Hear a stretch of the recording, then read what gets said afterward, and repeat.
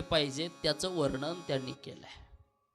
कथा ज्यांना श्रवण करायची आहे त्यांनी कथेला येत असताना अतिशय एकनिष्ठ भावनेने श्रद्धेने या ठिकाणी उपस्थित राहावं आणि श्रद्धेने निष्ठेने उपस्थित राहिल्यानंतर भागवत करत असताना कथा विशिष्ट मुहूर्तावरती आयोजित केली जावी आणि मुहूर्तावरती केलेलं कार्य हे शुभ असतं। म्हणून कोणत्या कोणत्या महिन्यामध्ये कथा ऐकण्याचं विशेष पुण्य आहे त्याचंही त्यांनी वर्णन केलं। आषाढ महिना आहे, श्रावण महिना, भाद्रपद महिना, आश्विन महिना, कार्तिक महिना आणि मार्गशीर्ष महिना या महिन्यामध्ये कथा ऐकण्याचे एक विशेष पुण्य आहे आणि त्याच्यातली त्याच्यात अधिकस्य अधिकम फलम। आता या वर्षी तो आहे अधिक महिन्यामध्ये भागवत कथा ऐकली तर त्याच्यापेक्षा अधिक पुण्य प्राप्त होतं। अर्थात कोणाला अधिक महिना समजला नसेल तर त्याच्याकरता सोपा महिना कोणता? धोंड्याचा महिना। धोंड्याच्या महिन्यामध्ये कथा ऐकली पाहिजे। त्या कथा ऐकण्याचं विशेष पुण्य आहे। जरा त्या मिस्त्रीला म्हणाव ओरडू नका। अरे आपली इकडं कथा आणि त्यांची तिकडची कथा शांत होते पण कथा चालू झाल्यापासून जास्त त्यांनाही ताल भरलाय अंगात। अधिकस्य अधिकम फलम।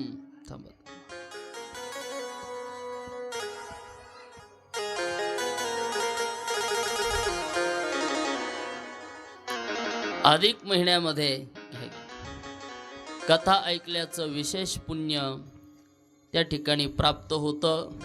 त्याचबरोबर कधी कथा ऐकू नये त्याचं शास्त्राने वर्णन केलं। शास्त्र सांगतं भद्रा व्यतिपात आणि कुयोग टाळून त्यामध्ये कथा श्रवण करावी, हरिनाम कीर्तन करत करत कथा ऐकावी। त्याचबरोबर ज्या व्यक्तीने आज तुम्ही ज्या ठिकाणी बसलात त्याच ठिकाणी आता 7 दिवस बसून कथा श्रवण करायची, जागा बदलायची नाही। कारण उद्या तुम्ही जर येऊन दुसऱ्या आळशी माणसाच्या जागेवर बसलात तर कथा ऐकायला बसल्याबरोबर हळूहळू हळूहळू ती झोप तुम्हाला ग्रासून टाकेल। नामदेवरायांचं प्रमाण आहे।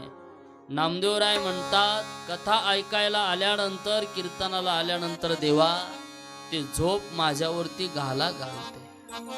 कीर्तनी बैसता निद्रे नागविले। कीर्तन ऐकायला आलं कथा ऐकायला आलं की माणसाला हळूच झोप जवळ करते आणि झोपेलाही चिंता वाटते। जर हा माणूस झोपला नाही तर आपलं गिराईक कमी होईल एक। जर झोपले तरच पुन्हा पुन्हा ही माणसं संसारात अडकतील। ती निद्रा पुन्हा पुन्हा माणसाला ग्रासते। म्हणून कथा ऐकायला आल्यानंतर 7 दिवस एकाच जागेवरती बसायचं आणि जर कोणी तुमच्या अगोदर आलं इकडं समोर लक्ष द्या। थोडं काय मला आज थोडं इकडे चालू आहे, वातावरण शांत असल्याशिवाय कथेत मन लागत नाही। हे सिस्टीमवाला बी जरा गुंगुंग करायला आहे। आता कसं आहे इथं जरा शब्द तोलून मोलून बोलावं लागणार। बोललं तरी कोणाला बोलता येणार आहे इथं?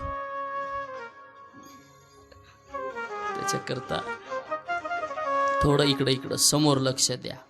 आता उद्यापासून चहाला स्पेशल एक मधली सुट्टी देत जाईल मी।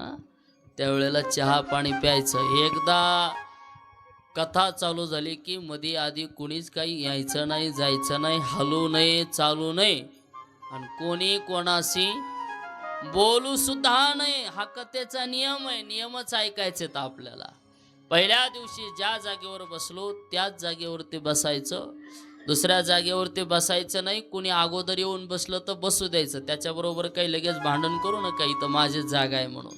बसले तर बसू द्या, परंतु ही आसन व्यवस्था आहे आणि म्हणून दररोज त्याच जागेवरती बसावं।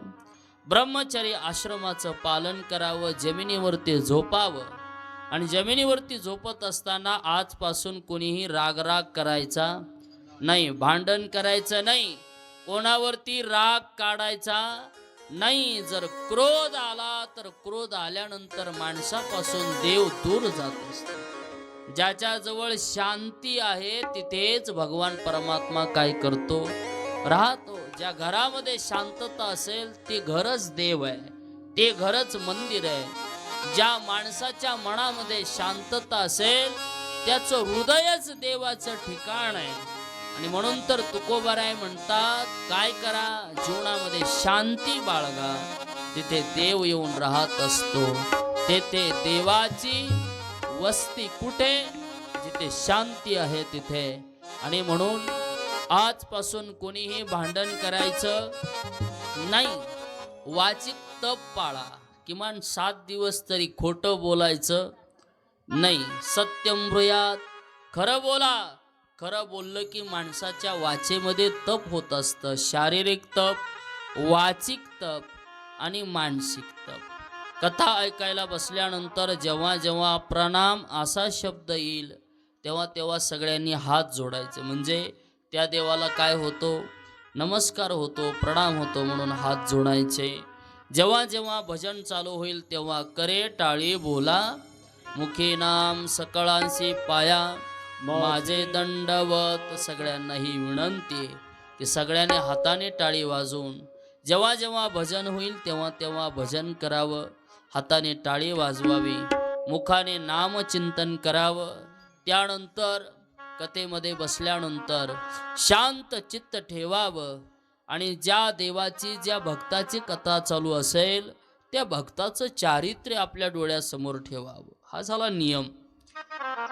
आता पुढचा नियम हे तुमच्या मनावर आहे. ज्याचं शरीर चांगलं असेल त्याने उपवास करून कथा ऐकली तरी काही हरकत नाही. मग कोणी म्हणेल आम्हाला दिवसभर उपवास होत नाही, त्यानं एक वेळा भोजन करा, कथा श्रवण करा. आणि ज्याला कथेत बसून जर भूक लागली तर भूक लागल्यानंतर माणसाचं मन कथेत राहत नाही, मग कुठे राहतं, भोजनाकडं. मग असं जर मन तिकडं जात असेल तर शास्त्र सांगतं अशा माणसाने 3 वेळा जेवण करून कथा ऐकली तरी काही हरकत नाही, फक्त कथेत मन असावं.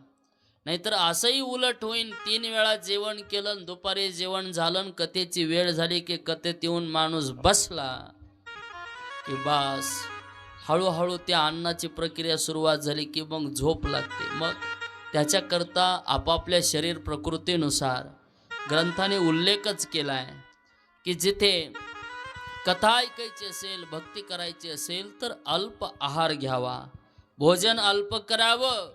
जेवण जास्त झालं की माणसाला आपण म्हणतो काय चढते, मंदावते शरीर प्रक्रिया आणि मग ऐकण्याची मनस्थिती राहत नाही.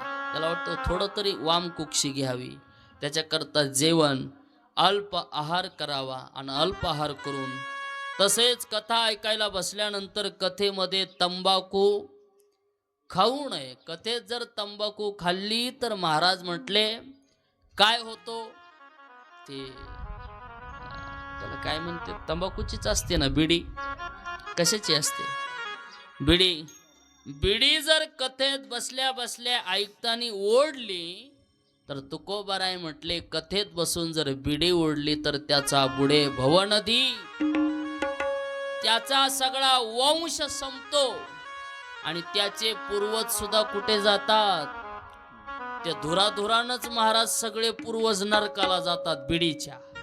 त्याच्याकरता कथेत बसून तंबाखू खायची नाही. कथेत बसून जर पान खाल्लं, काय खायचं नाही कथेत बसल्यावर, पान एरवी चांगलं आहे. तुम्ही जेव्हा जेवण करता तेव्हा पान खा, 12 महिने पान खा, पण पान खाण्याला इथं बंदी आहे. कुठे, कथेमध्ये आणि कीर्तनामध्ये पान खायचं नाही. जर कथेत कीर्तनात बसून जर पान खाल्लं तर दोष लागतो. कशाचा दोष लागतो, शास्त्र सांगतं एक गो हत्या, एक गाय मारल्याचं पाप लागतंय म्हटले. कशात बसून? पान खाल्ल्यावर, कथेत बसून. म्हणून कथेत बसल्यानंतर पान खायचं नाही. तिसरा नियम, कथेत बसल्यानंतर याचे त्याला त्याचे याला बोलायचं नाही. आणि जर बडबड केली तर काय दोष लागतो? त्याला म्हटले पुढच्या जन्मात काय व्हावं लागतंय? बेडूक बेडूक व्हावं लागतंय. म्हणून एकदा या मंडपात आलं की रिकामी बडबड करायची नाही. हा नियम मोठा आहे. बोलायचं नाही. मग काहीच बोलायचं नाही का? बोलायचं, पण काय बोलायचं? जेव्हा कथाकार सांगतील, महाराज सांगतील, तेव्हा एखादा शब्द बोलायचा. एरवी बडबड करायची नाही. का करायची नाही? तर माऊली म्हणतात, जे अनंत वाचाळ बडबड करत असतील त्या कैसेनी दयाळ.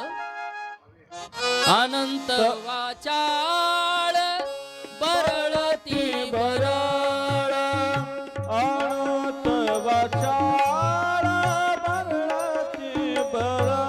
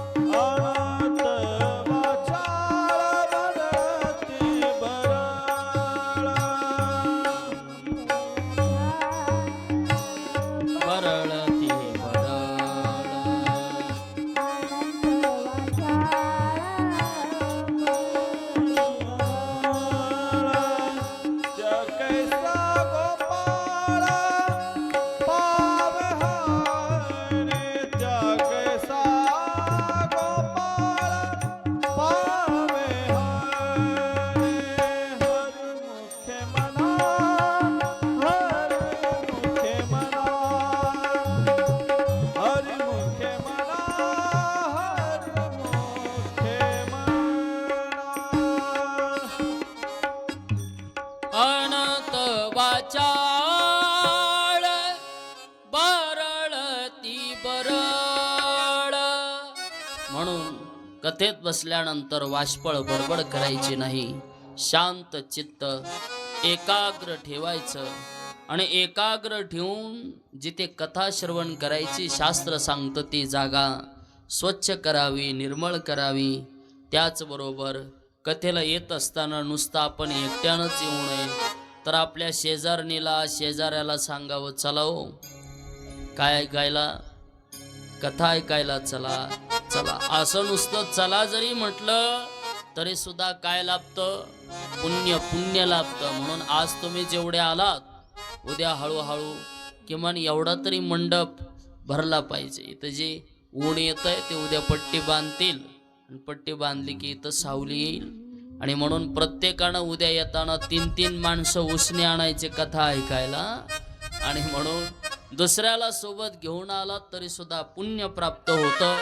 अशा पद्धतीने गोड कथा जमिनीवरती झोपत असताना तिथल्या तीर्थक्षेत्रात कथा करा, घरात कथा करा, मंदिरात कथा करा.